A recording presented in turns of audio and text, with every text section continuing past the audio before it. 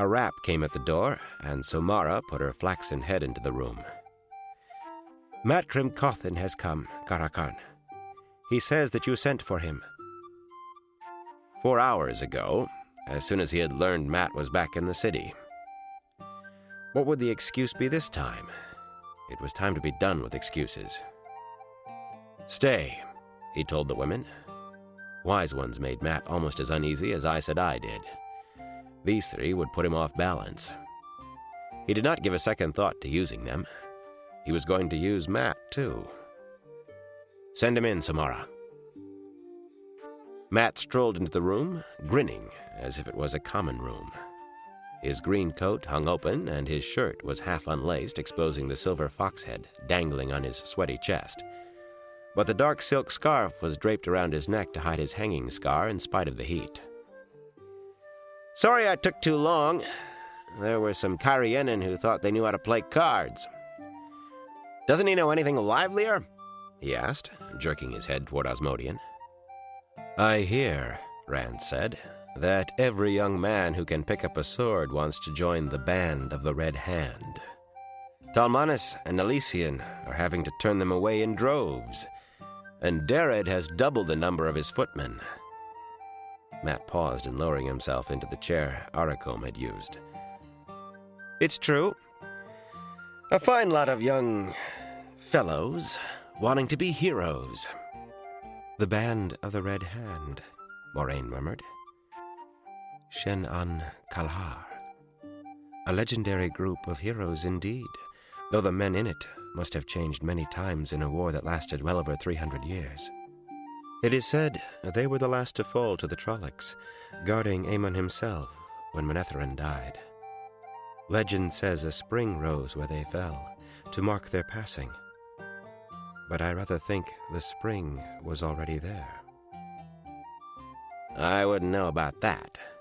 Mat touched the foxhead medallion, and his voice picked up strength.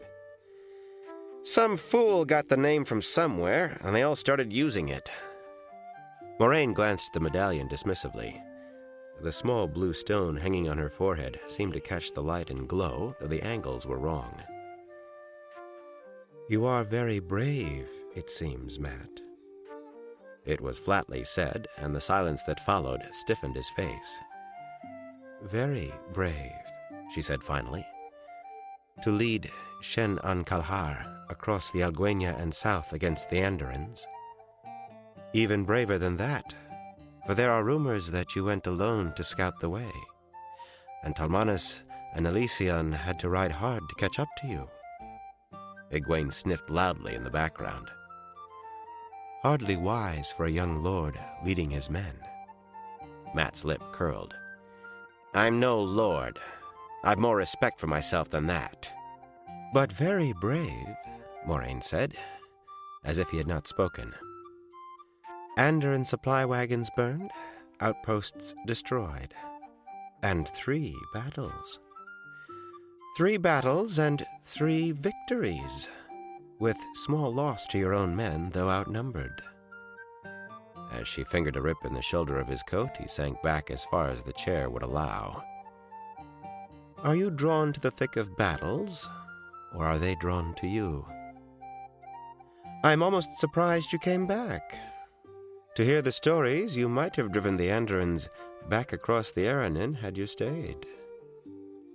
"Do you think this is funny?" Mat snarled. "If you have something to say, say it. You can play the cat all you want, but I'm no mouse." For an instant his eyes flickered toward Egwene and Aviendha, watching with folded arms, and he fingered the silver fox head again. He had to be wondering. It had stopped one woman's channeling from touching him. Would it stop 3? Rand only watched. Watched his friend being softened for what he meant to do to him. Is there anything left to me but necessity? It was a quick thought, there and gone. He would do what he must. The Aes Sedai's voice gained a rhyme of crystal frost as she spoke, almost in an echo. "We all do as we must, as the pattern decrees. For some there is less freedom than for others. It does not matter whether we choose or our chosen. What must be, must be. Mat did not look softened at all. Wary, yes, and certainly angry, but not softened. He could have been a tomcat backed into a corner by 3 hounds. A tomcat who meant to go down hard. He seemed to have forgotten anyone was in the room except for himself and the 3 women. You always have to push a man where you want him, don't you? Kick him there if he won't go led by the nose. Blood and bloody ashes. Mat strode through the dimly lit corridors of the palace and flung open the door of the rooms that had been set aside for the young hero of the battle against the Shido. Not that he had spent much time there. Hardly any.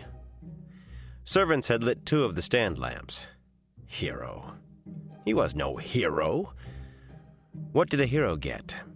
An Aes Sedai patting you on the head before she sent you out like a hound to do it again? A noblewoman condescending to favor you with a kiss or laying a flower on your grave? He stalked back and forth in his anteroom, for once not pricing the flowered Ilianer carpet or the chairs and chests and tables gilded and inlaid with ivory. The stormy meeting with Rand had gone on till the sun set, him dodging, refusing, Rand following as doggedly as Hawkwing after the rout at Cole Pass. What was he to do? If he rode out again, Talmanis and Elysion would surely follow with as many men as they could put in the saddle, expecting him to find another battle.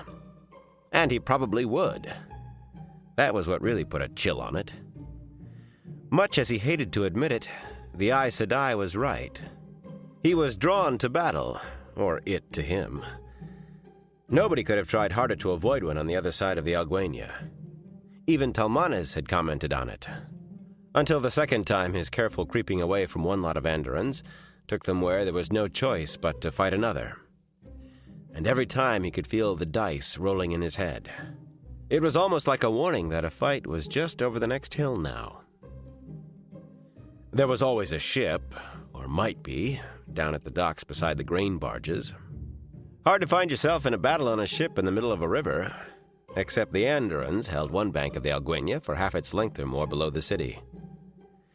The way his luck was running, the ship would run aground in the west bank with half the Andoran army camped there. That left doing what Rand wanted. He could just see it. Good morrow, High Lord Wyraman and all you other High Lords and ladies.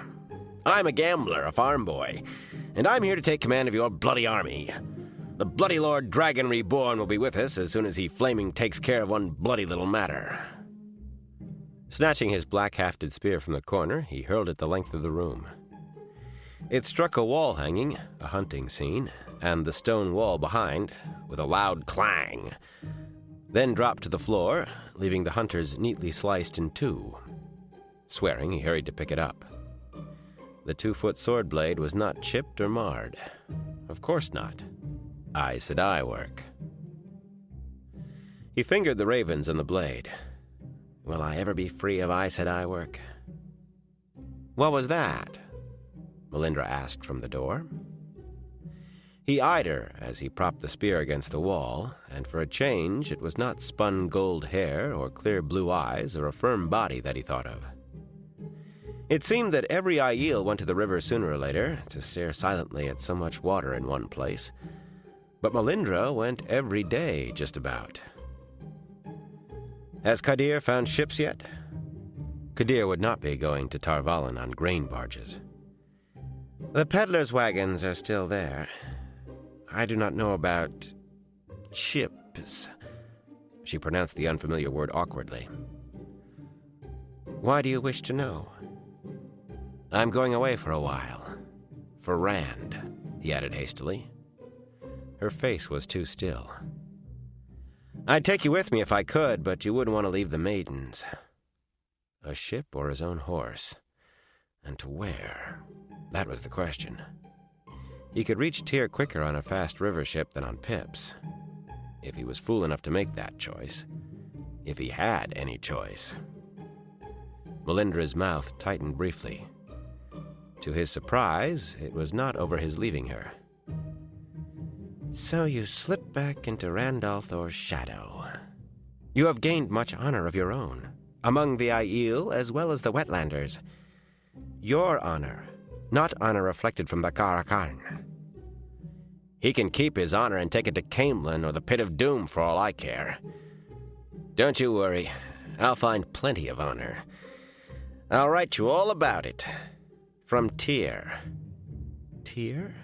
You would never escape Rand or Aes Sedai if you made that choice. He is going to Cairhien? Matt suppressed a wince.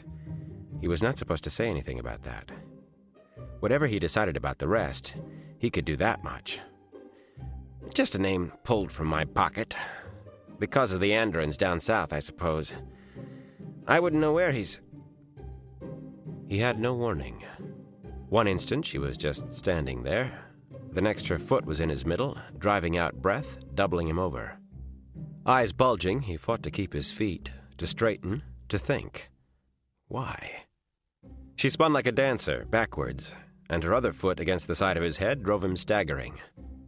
Without a pause, she leaped straight up, kicking out, her soft boot sole taking him hard flush in the face. When his eyes cleared enough to see, he was on his back, halfway across the room from her. He could feel blood on his face. His head seemed stuffed with wool, and the room seemed to rock. That was when he saw her take a knife from her pouch, slim blade not much longer than her hand, gleaming in the lamplight. Winding the shuffa around her head in a quick motion, she raised the black veil across her face. Groggily, he moved by instinct without thinking. The blade came out of his sleeve, left his hand as if floating through jelly. Only then did he realize what he had done and stretch out desperately, trying to snatch it back. The hilt bloomed between her breasts. She sagged to her knees, fell back. Matt pushed himself up, wavering on hands and knees. He could not have stood if his life hung on it. But he crawled to her, muttering wildly, "Why? Why?" He jerked her veil aside, and those clear blue eyes focused on him. She even smiled. He did not look at the knife hilt. His knife hilt. He knew where the heart was in a body. "Why, Melindra?" "I always liked your pretty eyes," she breathed, so faint he had to strain to hear. "Why?" "Some oaths are more important than others, Matt Cairhien."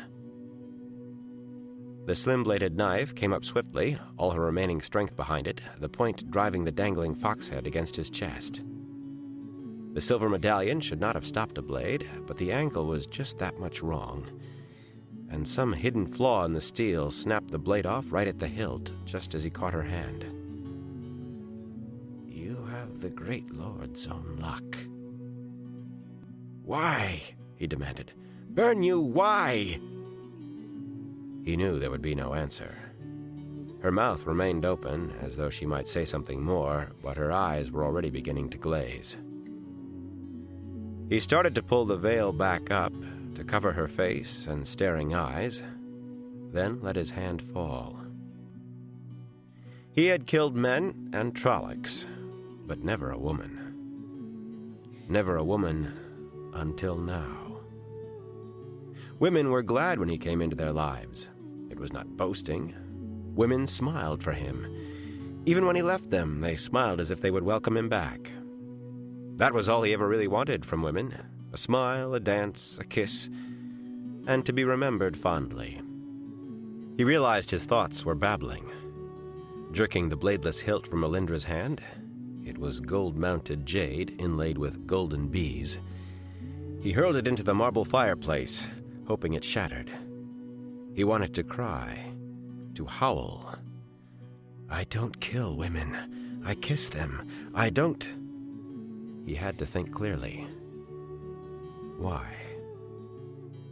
Not because he was leaving, surely. She had hardly reacted to that. Besides, she thought he was chasing off after honor. She'd always approved of that. Something she had said tugged at him and then came back with a chill. The great lord's own luck. He had heard it differently many times. the Dark One's own luck. A dark friend. A question or certainty? He wished the thought made what he had done easier in his mind. He was going to carry her face to his grave. Tear. He had as much as told her he was going to tear. The dagger. Golden bees in jade. He would wager there were 9 without looking. 9 golden bees on a field of green. The sign of Ilion, where Samael ruled. Could Samael be afraid of him? Could Samael even know? It was only a few hours since Rand had asked Matt, told him, and he was not sure himself what he was going to do. Maybe Samael would not take the chance? Right. One of the Forsaken, afraid of a gambler, however stuffed with other men's battle knowledge his head might be. That was ridiculous. It all came down to this. He could believe that Melindra had not been a dark friend, that she had decided to kill him on a whim, that there was no connection between a jade hilt inlaid with golden bees and his maybe going to Tyr to lead an army against Ilion. He could, if he was a bull-goose fool. Better to err toward caution, he always said. One of the Forsaken had noticed him. He certainly was not standing in Rand's shadow now. Sliding across the floor, he sat with his chin on his knees and his back against the door, staring at Melindra's face, trying to decide what to do. When a servant knocked with his supper, he shouted for her to go away. Food was the last thing he wanted. What was he going to do? He wished he did not feel the dice spinning in his head. We'll drink the wine till the cup is dry. Kiss the girls so they'll not cry. Toss the dice until we fly. To dance with Jacko the shadows.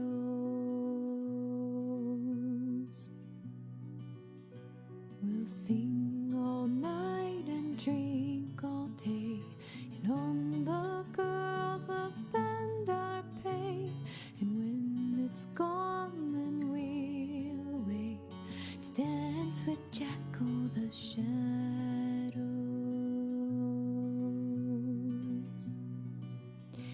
We'll dance all night till the moon runs free, and end all the lasses upon our knee. And then you'll ride along with me to dance with Jacko the shadows.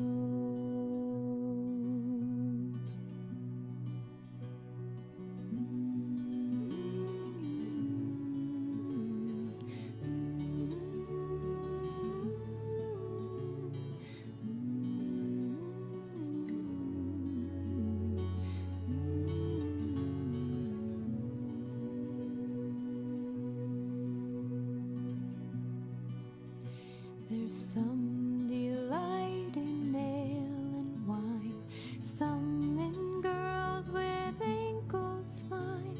But my delight, yes, always mine, is to dance with Jacko the shadows.